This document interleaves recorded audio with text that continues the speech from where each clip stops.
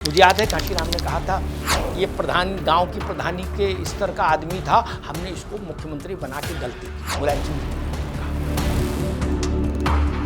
Samajwadi party के नेता और बाहुबली सब युद्ध के लिए कहीं जा रहे हो, इस मुद्रा में गेस्ट हाउस कांड पर टूटे। और अगर मायावती की पकड़ में आ जाती, दरवाजा टूट जाता, तो मायावती जी की हत्या भी हो सकती। मुख्यमंत्री निवास या दिल्ली में मायावती जी के निवास पर भाजपाई चाहे जब आ जाएं और चाहे जब चले जाएं और चाय नाश्ता चल रहा, ऐसा कभी नहीं हुआ। कार्ड भेजने के बाद भी 2-2 घंटे इंतजार करना पड़ता था भाजपा के बड़े नेताओं को, छोटों को तो छोड़ो। समाजवादी पार्टी के शासनकाल में समाजवादी पार्टी के लोग सरकारी दफ्तरों को अपने कार्यालय की तरह इस्तेमाल करते। लेकिन मायावती के शासनकाल में बसपा के भी किसी नेता की हैसियत नहीं थी कि वो जाके डीएम को धमकाए। सोनिया जी मायावती जी के घर गई चल के। मायावती जी सोनिया जी को रिसीव करने गेट पर नहीं आई, सोनिया जी को गुलदस्ता लेके अंदर जाना पड़ा। अंदर कमरे में मायावती जी। जिस दिन लालजी वर्मा यहाँ आए मोन्टेक सिंह के साथ बैठक कर रहे थे, उसी दिन मायावती जी दिल्ली आई, प्रधानमंत्री के साथ चाय पी, सोनिया गांधी के साथ नाश्ता किया और वापस लखनऊ लौट। वो सिर्फ ये बताने आई थी दिल्ली मोन्टेक सिंह को कि मोन्टेक सिंह अहलूवालिया मेरा नाम मायावती है, मुझे सामान्य मुख्यमंत्रियों की तरह तौलने की कोशिश मत करना। वहां इस बात का ख्याल रखा गया कि मायावती जी की कुर्सी अखिलेश यादव और मुलायम सिंह यादव दोनों की कुर्सी से इतनी बड़ी ऊंची होनी चाहिए।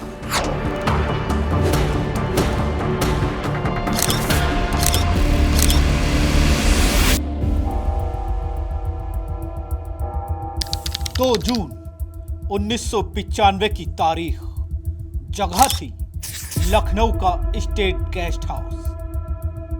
उत्तर प्रदेश की राजनीति का शायद सबसे विवादित दिन। उस दिन लखनऊ गेस्ट हाउस के कमरे के बाहर भीषण शोर था। बाहर सैकड़ों नेताओं के द्वारा नारे लगाए जा रहे थे, जातिगत गालियां दी जा रही थी, दरवाजों पर लातें मारी जा रही थी और कमरे के अंदर बैठी एक महिला बार बार अपने सहयोगियों से सिर्फ एक बात पूछ रही थी कि क्या पुलिस आ रही है।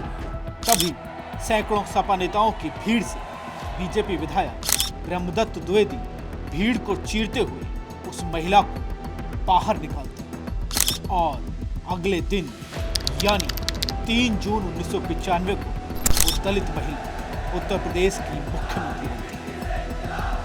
भारत की पहली दलित महिला मुख्यमंत्री और सबसे युवा मुख्यमंत्रियों में से एक। ये कहानी है उस मुख्यमंत्री की जिससे अतीक अहमद जैसे माफिया थर-थर कांपते थे। ये कहानी उस महिला नेता की है जिसके लिए परिवार से जरूरी पार्टी है। ये कहानी उस महिला की है जो पार्टी के खिलाफ जाने वालों को तुरंत पार्टी से बाहर करती है, चाहे वो विधायक हो या सांसद और या फिर भतीजा। साथ में ये कहानी उस लड़की की भी है जिसे अपने ही घर में बेटी होने के कारण भेदभाव का शिकार होना पड़ा। ये उस महिला की कहानी है जिसने गरीबी और जातिगत भेदभाव के दलदल से निकलकर सत्ता के शिखर को छुआ। ये उस महिला की कहानी है जिसने आईएएस का सपना छोड़कर सत्ता के सिंहासन को हासिल किया। 4 बार मुख्यमंत्री बने, दलित राजनीति का चेहरा बने, सवर्ण राजनीति को चुनौती दी, समाजवादी पार्टी को झुकाया, बीजेपी को मजबूर किया, कांग्रेस को कटघरे में खड़ा किया, जिसने हरिजन शब्द को अपमान बताकर कानूनी लड़ाई लड़ी और दलितों को चेतावनी दी कि समाजवादी पार्टी और बीजेपी उन्हें बस इस्तेमाल कर। लेकिन इस महिला की कहानी यही खत्म नहीं हुई। ये कहानी 15 जनवरी 1956 से लेकर अब तक यूपी की सियासत में गूंज रही। ये कहानी है उत्तर प्रदेश की बहन जी कहे जाने वाली कुमारी मायावती दास ने। मायावती जी का राजनीति में प्रवेश भी बहुत अद्भुत ढंग से हुआ। उनके परिवार का राजनीति से कोई लेना देना नहीं था। उनके पिताजी पोस्ट ऑफिस में काम करने वाले मुलाजिम थे। 9 संतानों वाला परिवार था। उसमें भी ज्यादा फोकस लड़कों पर था परिवार के, बेटियों पर की पढ़ाई शिक्षा दीक्षा पर बहुत फोकस था भी नहीं। लेकिन मायावती जी ने ग्रेजुएशन किया, उसके बाद फिर लॉ किया, फिर एक कॉलेज में कुछ समय पढ़ाया और उसी समय मुझे लगता है शायद तब मायावती जी का परिवार पूसा में रह रहा था, पूसा एग्रीकल्चरल इंस्टीट्यूट के पास दिल्ली में। फिर अचानक से एक दिन मुलाकात हुई कांशीराम जी की इनके परिवार से। मायावती प्रभावित हुई। कांशीराम ने पूछा क्या करना चाहती हो, तो हुआ कि सिविल सर्विसेज की तैयारी कर रही है। परिवार भी ये चाहता था। मायावती जी थोड़ा तेजस्वी थी, ओजस्वी थी, तो परिवार को लग रहा था हो सकता है ये बेटी कलेक्टर ही हो जाए। कांशीराम ने उनको कहा कि मेरे साथ आओ, मिशन में काम करो, मैं वहां पहुंचा दूंगा जहां कलेक्टर तुम्हारी कार का दरवाजा खोलेगा। ये वही वाक्य है। ये वाक्य मायावती जी के ऊपर जिन लोगों ने किताबें लिखी उन्होंने भी उद्धृत किया है। लेकिन ये जो मैं बात कह रहा हूं ये नई बात है। ये वही एग्जैक्टली वही बात है जो बात एमजी रामचंद्रन ने दशकों पहले तमिलनाडु की फिल्म अभिनेत्री जे जयललिता से कही थी। जो बात कांशीराम ने मायावती से कही वही बात एमजी रामचंद्रन ने जयललिता से कही थी। जब वो मिले थे उन्होंने कहा था कि ये फिल्म छोड़कर राजनीति में आओ मेरे साथ, मैं उस स्थान पर ले जाकर खड़ा कर दूंगा जहां डिस्ट्रिक्ट मजिस्ट्रेट तुम्हारी कार का गेट खोलेगा। एग्जैक्ट एक सही वाक्य, एक सी ही प्रेरणा। और बात सच हुई। जयललिता भी मुख्यमंत्री रही तमिलनाडु की कई दफा और मायावती जी उत्तर प्रदेश की 4 बार मुख्यमंत्री रही। तो एक तो ये घटना, लेकिन मायावती का कांशीराम जी के लिए मिशन में जुड़ जाने का जो प्रस्ताव था उसको स्वीकार कर पाना बहुत सरल और सहज नहीं रहा। परिवार में विरोध हुआ, लेकिन नियति को कुछ और मंजूर था। मायावती जी के लिए प्रारब्ध ने कुछ तय करके रखा था। तो मायावती जी ने घर के प्रतिबंधों को नकारा, घर की लक्ष्मण रेखा को अमान्य किया और वो कांशीराम जी के साथ मिशन में निकल पड़ी। पांव पांव साइकिल साइकिल देश भर घूमना। मायावती का जीवन ही बदल गया वहां से। मायावती के बारे में जब आप चर्चा करेंगे तो ये देखेंगे कि वो कांशीराम के जितने भी राजनीतिक शिष्य रहे, शिष्य ही रहे, शिष्याएं तो मेरे ख्याल से मायावती जी हैं अकेली, उनमें वो सबसे योग्य शिष्या रही मायावती। मुझे कांशीराम जी के साथ बहुत बार लंबे लंबे संवाद करने का अवसर मिला। एक पत्रकार के नाते मेरा उनसे संपर्क रहा।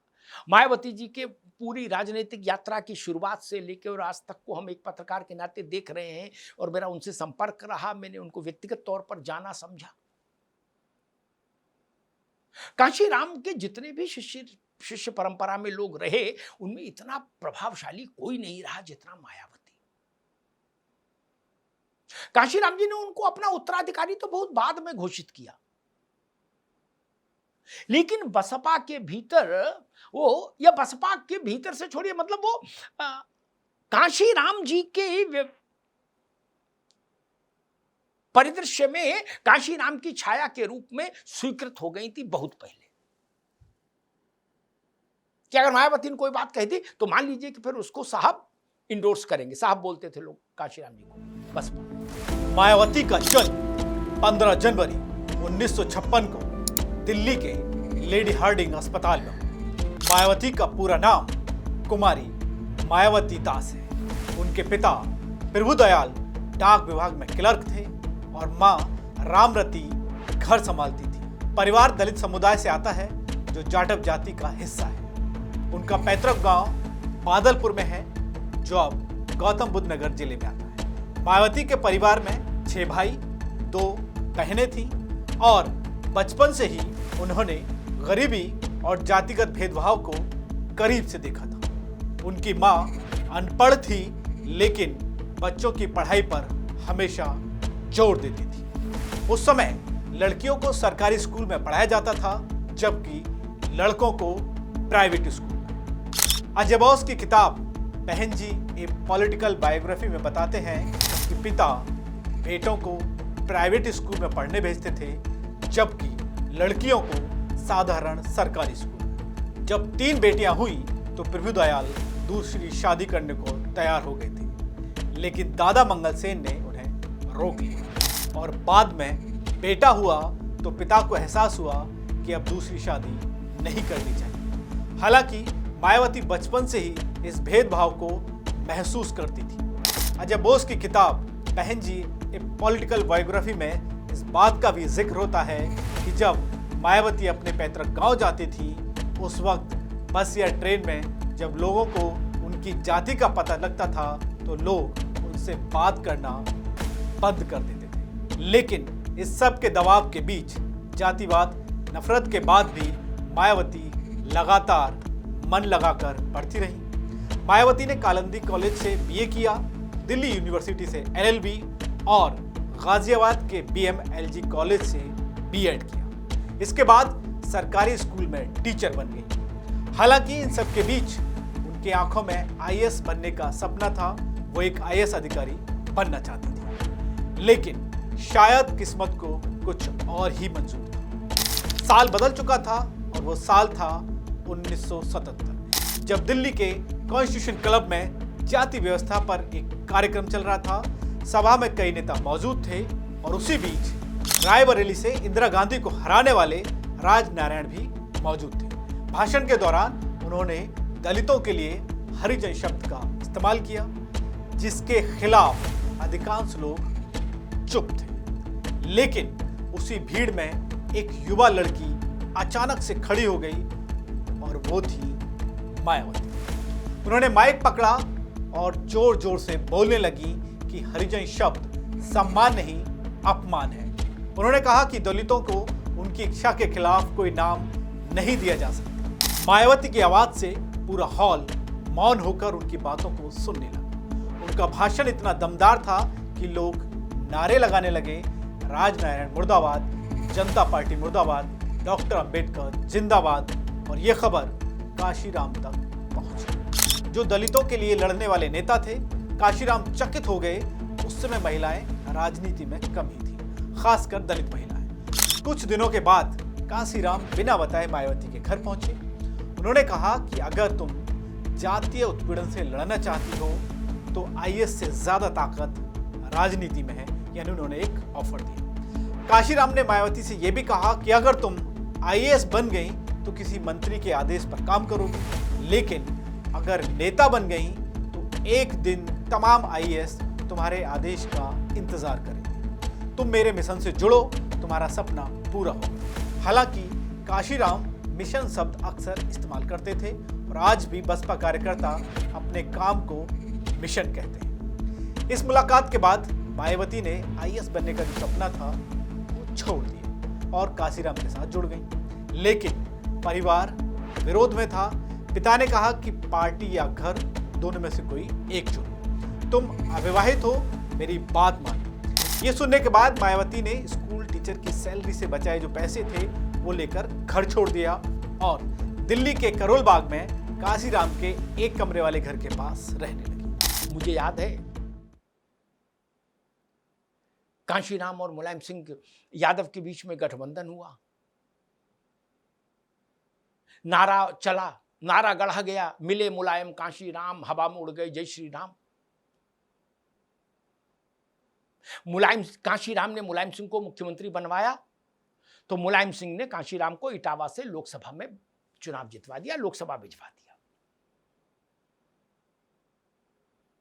कांशीराम ने मुलायम सिंह की सरकार को नियंत्रित रखने का जिम्मा सौंपा अपनी सबसे प्रिय शिष्या मायावती को। उस वक्त वो बीएसपी की जनरल सेक्रेटरी थी मायावती, और दिल्ली के हुमायूं रोड पर C1/11 कोठी नंबर था, जहां वो और कांशीराम जी रहते थे। मायावती ने मुलायम सिंह की सरकार के नाक में नकेल डाल दी। कांशीराम तक हर वो बात उन्होंने पहुंचाई जहां उनको लगा कि यहां मेरे वोट बैंक के साथ, जनाधार के साथ मुलायम सिंह की सरकार न्याय नहीं कर रही है, या हमारे लोगों के साथ न्याय नहीं कर रही। टकराव बढ़ने लगा। कांशीराम तो कांशीराम जी थे, वो लखनऊ जाते थे तो गेस्ट हाउस में मुलायम सिंह को बुलाते थे तो एक ही कुर्सी रखते थे जिस पर खुद बैठते थे और मुख्यमंत्री को खड़ा रखते थे और कहते थे लिखो भाई कुछ बातें हैं, हम 15 दिन बाद फिर आएंगे, तब तक ये हो जाए। ऐसी परिस्थिति कांशीराम ने पैदा कर दी। उसके पीछे मायावती जी की भूमिका रहती थी, इससे इनकार नहीं कर सकते आप। और चीजें गंभीर होती गई, तनाव बढ़ता गया। फिर स्थिति आई कि अब बसपा और मुलायम सिंह साथ नहीं चल सकते। मायावती और कांशीराम ने यह फैसला किया कि अब मुलायम सिंह के साथ हम नहीं चल सकते। मुझे याद है कांशीराम ने कहा था कि ये गांव की प्रधानी के स्तर का आदमी था, हमने इसको मुख्यमंत्री बना के गलती की, मुलायम सिंह जी के लिए उन्होंने कहा। और उस वक्त सपाई कहते थे कि कांशीराम कभी लोकसभा का मुंह नहीं देख पाते अगर नेताजी उनको इटावा से नहीं जिताते। ये दोनों तरफ से लांछन चल रहे थे। उसी समय घटना घट जाती है गेस्ट हाउस कांड की। मायावती के जीवन काल में गेस्ट हाउस कांड की बड़ी भूमिका है। उसने उनके जीवन की दशा दिशा चिंतन प्रक्रिया सबको बदला। मुलायम सिंह की सरकार से समर्थन वापस लेने का फैसला हो गया और इस सब पटकथा को दिल्ली में औरंगजेब रोड पर उद्योगपति जयंत मल्होत्रा की कोठी में बैठकर आकार दिया गया था। मैं उसकी उस सारी प्रक्रिया का फर्स्ट हैंड वो रहा हूं, प्रत्यक्षदर्शी एक पत्रकार के नाते। जयंत मल्होत्रा मेरे बहुत सारी खबरों के सोर्स हुआ करते थे। वो कांशीराम के दोस्त थे। यह अलग बात है कि बाद में मायावती जी जब चीफ मिनिस्टर बनी तो उनकी नहीं पटी और उनको अलग होना पड़ा पार्टी से, लेकिन कांशीराम जी के साथ उनका बहुत अच्छा रिश्ता था और कांशीराम ने उनको राज्यसभा भी भेजा। उन बसपा के साथ जो उनका योगदान था, कांशीराम जी की या राजनीति के लिए जो उनका योगदान था जयंत मल्होत्रा का संसाधनों के द्वारा, उसके एवज में कांशीराम जी ने उनको राज्यसभा भेजा। तो फिर स्टेट गेस्ट हाउस में जो हुआ उस दिन, उसने भारत के लोकतंत्र को कलंकित कर दिया।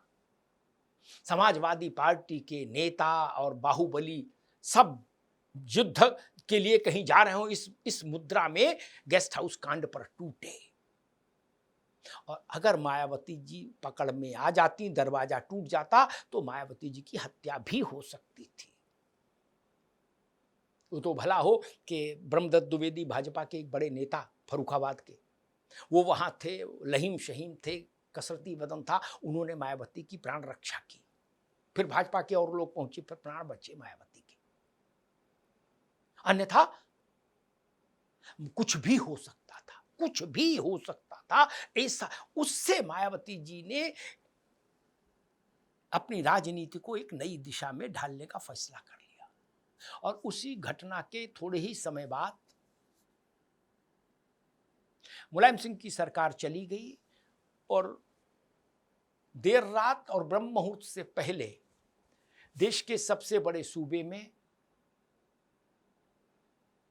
एक नया सूर्योदय हुआ और वो नया सूर्योदय था। उत्तर प्रदेश के इतिहास में कोई दलित महिला पहली बार मुख्यमंत्री पद की शपथ लेने जा रही थी और यहां से मायावती का एक नया जन्म शुरू होता है। मुख्यमंत्री उत्तर प्रदेश भारतीय जनता पार्टी के सहयोग से। उस समय काशीराम एक बड़े मिशन पर काम कर रही थी। वो मानते थे कि भारत की राजनीति में बहुसंख्यक समाज सत्ता से दूर है और उस वक्त उनका एक प्रसिद्ध नारा था, जिसकी जितनी संख्या बारी उसकी उतनी हिस्सेदारी। यहीं से बीएसपी के बनने की शुरुआत होती है। हालांकि उससे पहले काशीराम ने 1964 में सरकारी नौकरी छोड़कर दलितों के लिए काम करना शुरू कर दिया था। 1971 में उन्होंने all India SC ST OBC minority employees association बनाई, जो 1978 में पाम से बनी। फिर 1981 में DS4 यानी दलित शोषित समाज संघर्ष समिति। इसके बाद 1982 में पूना एक्ट की 50वीं सालगिरह पर काशीराम ने किताब लिखी, किताब द चमचा एज। उन्होंने उसमें उच्च जातियों के चमचों की आलोचना की। श्यामलाल यादव की किताब at the heart of power में लिखा है कि काशीराम ने दलितों को चेतावनी दी कि वो उच्च जातियों के चमचे ना बने, क्योंकि भारत की 85% शोषित आबादी नेतृत्व विहीन है। 14 अप्रैल 1984 को अंबेडकर जयंती पर काशीराम ने बसपा की स्थापना की। हालांकि मायावती 1977 से ही उनके साथ थी। शुरुआत मुश्किल थी, लेकिन 1982 में DS4 ने हरियाणा चुनाव लड़ा और सिर्फ 1.19% वोट मिली। 1984 में इंदिरा गांधी की हत्या के बाद चुनाव में काशीराम ने जांजगीर चंपा से चुनाव लड़ा। मायावती ने कैराना से, दोनों हार गए, लेकिन वोट प्रतिशत बेहद अच्छा था। काशीराम को 8.81% और मायावती को 9.94% वोट मिले। 1985 में बिजनौर उपचुनाव में मायावती ने 18% वोट पाए और इसके साथ वो तीसरे स्थान पर रही। उत्तर प्रदेश में एक दलित नेता के तौर पर इस प्रदर्शन ने मीडिया का ध्यान अपनी तरफ खींचा और श्यामलाल यादव की किताब में भी ये लिखा है कि मायावती के इस प्रदर्शन ने राजनीति के दिग्गजों को चौंका दिया और बसपा ने दलित वोट बैंक को बेहद मजबूत किया। बाकी पार्टियां भी SC नेताओं को महत्व देने लगी। फिर देखते ही देखते उत्तर प्रदेश बसपा का मुख्य आधार बना। काशीराम ने यूपी को प्रयोग का मैदान बनाया और 1988 में इलाहाबाद उपचुनाव में काशीराम ने VP सिंह के खिलाफ चुनाव लड़ा और 69,517 वोट पाए।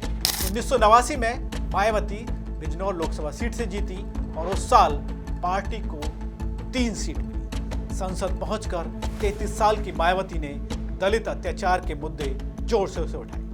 हालांकि 1991 के चुनाव में पार्टी का प्रदर्शन थोड़ा सा गिरा, लेकिन 1993 में मुलायम सिंह यादव की समाजवादी पार्टी के साथ गठबंधन हुआ और जिसके बाद समाजवादी पार्टी 109 BSP 67 सीट जीतने में कामयाब हुई। जिसके बाद मुलायम सिंह यादव CM बने और BSP को 11 मंत्री पद मिले और उस समय मायावती सरकार में नहीं गई, उन्होंने कोई भी मंत्रालय नहीं लिया, लेकिन गठबंधन की निगरानी करती रही। लोकल मीडिया उन्हें सुपर चीफ मिनिस्टर कहने लगा। इसी बीच 1994 में मायावती ने महात्मा गांधी पर एक विवादित बयान दिया। लखनऊ में एक प्रेस कॉन्फ्रेंस के दौरान मायावती ने कहा था, गांधी ने दलितों को हरिजन यानी भगवान का बच्चा कहा, तो क्या बाकी लोग शैतान के बच्चे हैं? अगर हरिजन शब्द इतना प्यारा था तो गांधी खुद को हरिजन क्यों नहीं कहते? जिस दिन मायावती ने शपथ ली उसके अगले दिन मैं काशीराम जी के साथ था और वहीं हुमायूं रोड वाली कोठी में। और जब मैं वहां था, काशीराम जी का एक इंटरव्यू कर रहा था, तो उसी समय वहां अटल बिहारी वाजपेयी आए। देश की राजनीति बदल गई थी और मुझे स्मरण है कि PV नरसिंह राव उस समय प्रधानमंत्री थे, वो अमेरिका की यात्रा पर गए हुए थे। तो वॉशिंगटन में शायद उनसे पत्रकारों ने पूछा कि उत्तर प्रदेश में इतना बड़ा मिराकिल हो गया है, मायावती मुख्यमंत्री बनी है, तो उन्होंने कहा था कि ये भारत के लोकतंत्र का चमत्कार है, मिराकिल ऑफ इंडियन डेमोक्रेसी।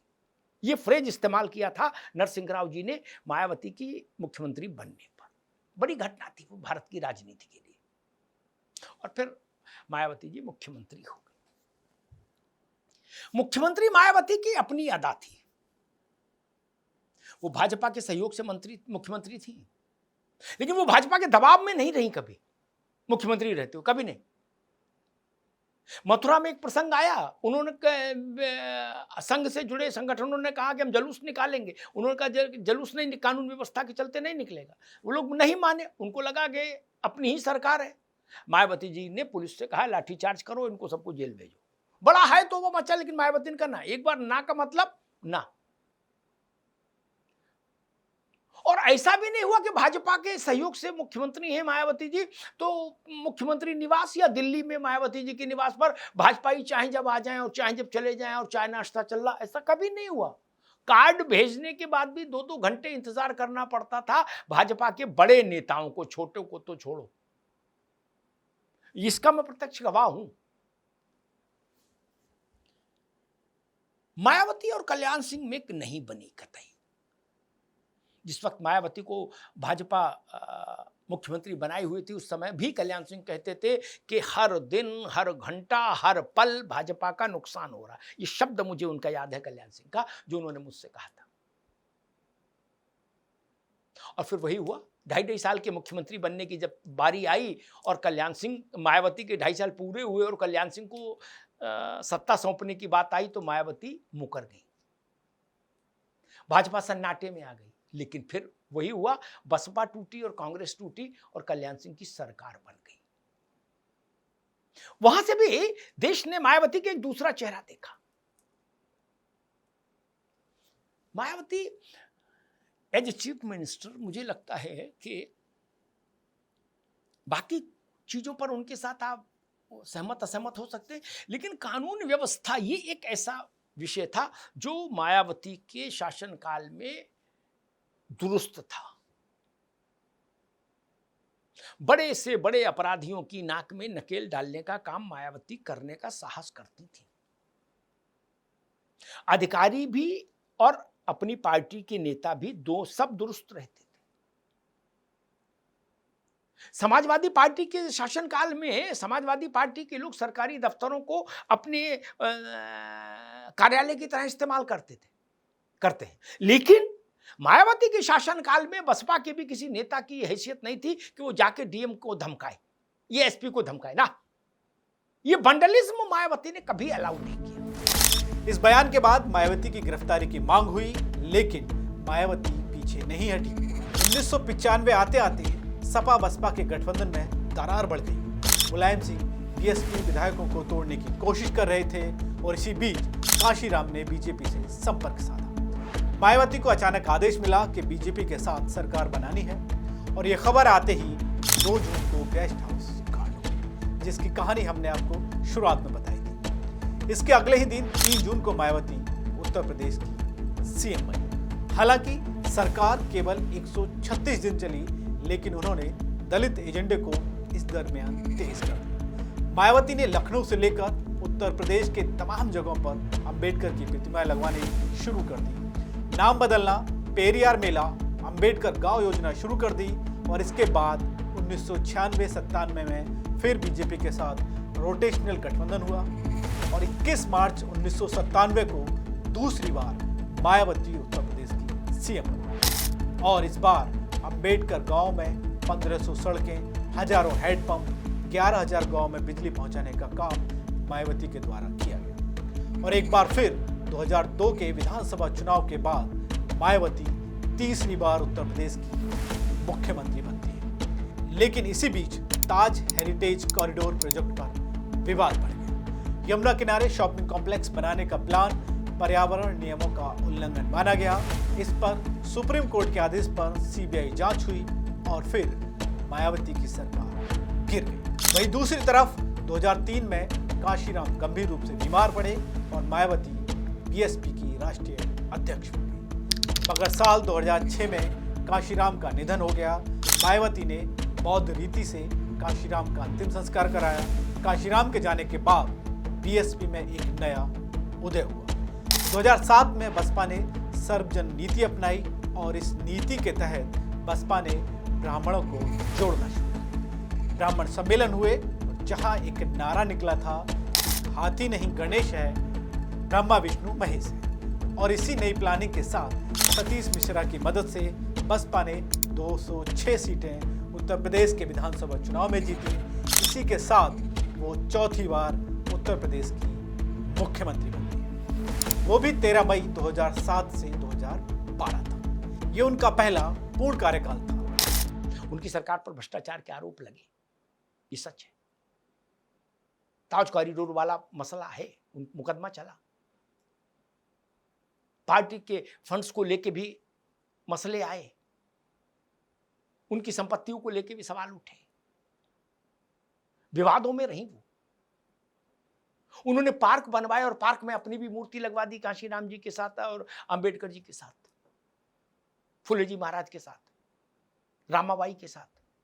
उस पर भी विवाद हुआ। लेकिन मायावती विवादों से अप्रभावित रहने वाली नेता है।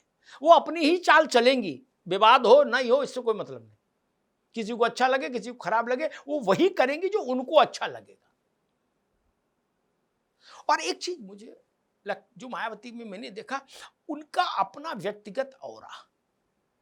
पार्टी कमजोर है, पार्टी मजबूत है, होता है समय के साथ, लेकिन उनका पर्सनल औरा बड़ा है मायावती का।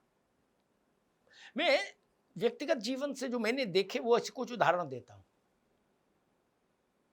प्रतिभा देवी सिंह पाटिल को बनाना था राष्ट्रपति सोनिया जी को। सोनिया जी मायावती जी के घर गई चल के। मायावती जी सोनिया जी को रिसीव करने गेट पर नहीं आई। सोनिया जी को गुलदस्ता लेके अंदर जाना पड़ा। अंदर कमरे में मायावती जी मिली। भाजपा के सहयोग से मायावती जी की 3 बार सरकार चली, चौथी बार अपने बहुमत से आई, पूर्ण बहुमत से। लेकिन तीनों बार उन्होंने प्रदेश के नेताओं को कभी भाव नहीं दिया भाजपा के। उन्होंने बात की तो केवल अटल जी से, अडवाणी जी से, इससे नीचे नहीं। एक उदाहरण और देता हूं, जिससे आपको समझ में आएगा कि मायावती जी की अपने काम करने की अदा क्या, शैली क्या, उनका औरा क्या। मनमोहन सिंह जी की सरकार थी। मोंटेक सिंह अहलूवालिया योजना आयोग के अध्यक्ष थे। योजना आयोग में साल में एक बार हर राज्य का मुख्यमंत्री आता है अपने प्लान आउटले के लिए। उत्तर प्रदेश से मायावती जी को आना चाहिए था। मोंटेक सिंह अहलूवालिया ने मायावती जी को फोन कर लिया, तो उन्होंने इनसे तो कुछ ज्यादा नहीं कहा यही कहा होगा कि ठीक है आएंगे, देखेंगे, किसी को भेजेंगे। उन्होंने लालजी वर्मा को भेज दिया, कहा तुम कागज पत्र लेके जाओ योजना आयोग को। और जाना चाहिए था मुख्यमंत्री को, और परंपरा ये थी, लेकिन उन्होंने भेजा लालजी वर्मा को। लालजी वर्मा कौन? जो अब समाजवादी पार्टी में है और एमपी है, वो लालजी वर्मा। जिस दिन लालजी वर्मा यहां आए, मोंटेक सिंह के साथ बैठक कर रहे थे, उसी दिन मायावती जी दिल्ली आई, प्रधानमंत्री के साथ चाय पी, सोनिया गांधी के साथ नाश्ता किया और वापस लखनऊ लौट गई।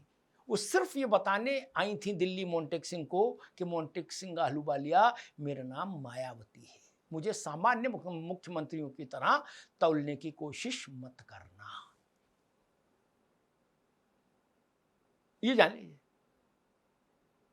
देश में बहुत कम लोग, नेता ऐसे हैं, बहुत रेयर, जिनके यहां मायावती जी गई होंगी। अन्यथा जिसको जरूरत पड़ी सब वहीं आए, सब वहीं आए। ये उन्होंने कांशीराम से सीखा था।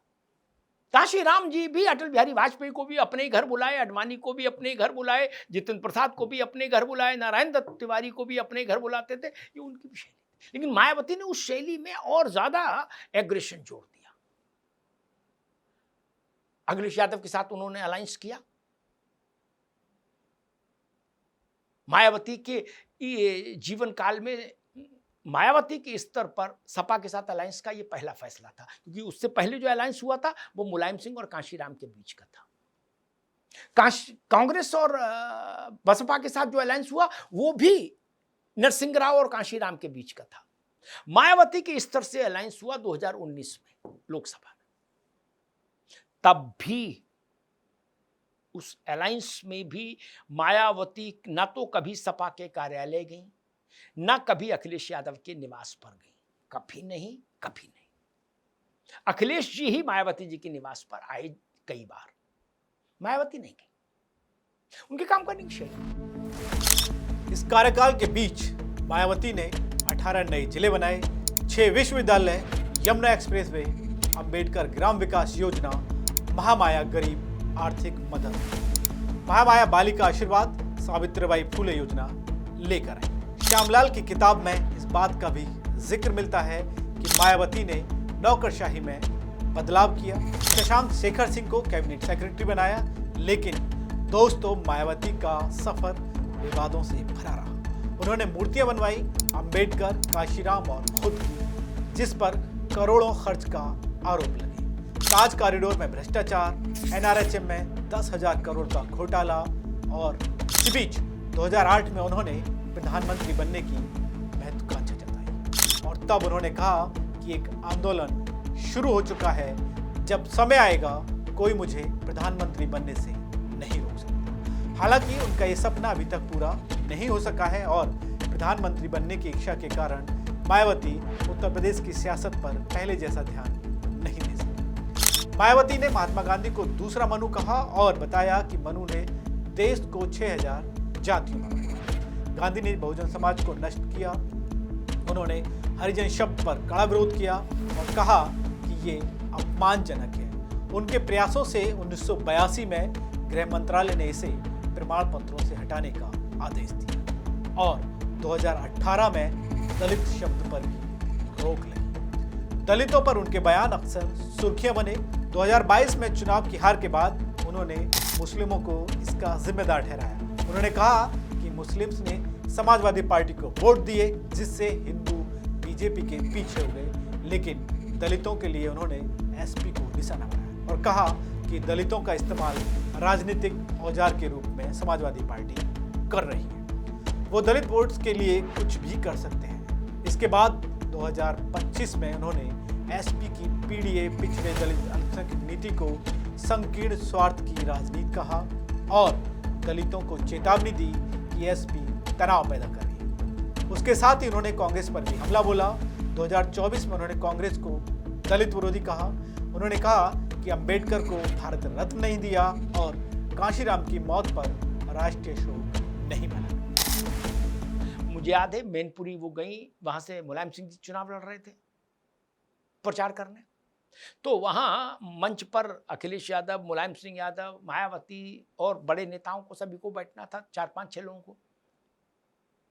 वहां इस बात का ख्याल रखा गया कि मायावती जी की कुर्सी अखिलेश यादव और मुलायम सिंह यादव दोनों की कुर्सी से इतनी बड़ी होनी, ऊंची होनी चाहिए। ये काम करने का तरीका है मायावती का, समझ लीजिए। और आपको पता है बहुजन समाज पार्टी इकलौती ऐसी पार्टी है जिसमें कभी कोई महिला विंग बनी ही नहीं, महिला मोर्चा बना ही नहीं पार्टी का, कभी नहीं बना। मैंने एक बार ये प्रश्न काशीराम जी से पूछा था कि ऐसा क्यों नहीं हुआ। उसका उन्होंने एक रोचक उत्तर दिया था, वो फिर अभी नहीं फिर कभी, लेकिन कोई नहीं। आपको जान के थोड़ी हैरानी होगी। और एक चीज और मायावती जी के बारे में जान लीजिए, उनके कारण बहुत सारे लोग बसपा छोड़कर चले गए, वो लोग जो काशीराम के समय के संघर्ष के साथी थे। लेकिन काशीराम जी अंत तक मायावती के साथ बने रहे, खड़े रहे जब तक वो जीवित रहे, एक। और दूसरा, मैंने एक बार काशीराम जी से पूछा ये प्रश्न कि मायावती जी के कारण बहुत सारे पुराने लोग जा रहे हैं, ऐसा लोग बता रहे हैं, कहते हैं, आपने कभी इस पर नहीं सोचा? तो उन्होंने कहा नहीं, मुझे सब पता है, सब देख रहा हूं, लेकिन दूसरी मायावती अब क्रिएट नहीं हो सकती, उतना समय मेरे पास जीवन में नहीं है, इसीलिए मायावती ही मायावती है। और काशीराम जी ने तमाम किंतु परंतु को किनारे करके उनको अपना उत्तराधिकारी बनाया। मायावती जी के परिवार की ओर देखिए तो उनकी एक छोटी बहन उनके साथ रही, हुमायूं रोड वाली कोठी में भी, जिसको मैं देखता था, और उनके एक भाई आनंद, जिनका बेटा आकाश है, जिसको मायावती जी ने एक तरह से अपना उत्तराधिकारी बनाया, फिर हटाया, फिर बनाया, और अब फिर हटाया, और फाइनली कहा कि नहीं, अब यही है जो मेरा उत्तराधिकारी होगा। बसपा में नंबर 2 वो उनके बेटे का, उनके भाई का बेटा है। 27 के इलेक्शन को लेकर मुझे लगता है, विधानसभा चुनाव को लेकर, कि अगर मायावती जी सहारनपुर से सोनभद्र तक, उत्तर प्रदेश की पूरी लंबाई, अगर सहारनपुर से सोनभद्र तक एक बार खुद निकल पड़ी, केवल चुनाव के समय नहीं, अभी निकल पड़े और चुनाव तक पूरा उत्तर प्रदेश मथ दें, कुछ बड़े स्थानों पर रात्रि में रुकें, लोगों से मिलें, पब्लिक कनेक्ट करें, तो बसपा फिर जागृत हो जाएगी। जागृत होने में कोई बहुत मेहनत की जरूरत नहीं, सिर्फ मायावती जी को निकलना होगा, फिर बसपा एक बड़ी ताकत हो जाएगी, संतुलन साधने वाली ताकत उत्तर प्रदेश में, पावर बैलेंस करने के लिए। लेकिन अगर ऐसा नहीं हुआ तो मायावती जी के अतिरिक्त फिर आकाश आनंद से लेकर किसी को भी देख लीजिए, फिर इतना सक्षम कोई नहीं जो बसपा को खड़ा कर दे। इसीलिए 30% से वोट घटते घटते घटते घटते इकाई में आ गया, अब दहाई में भी नहीं बचा।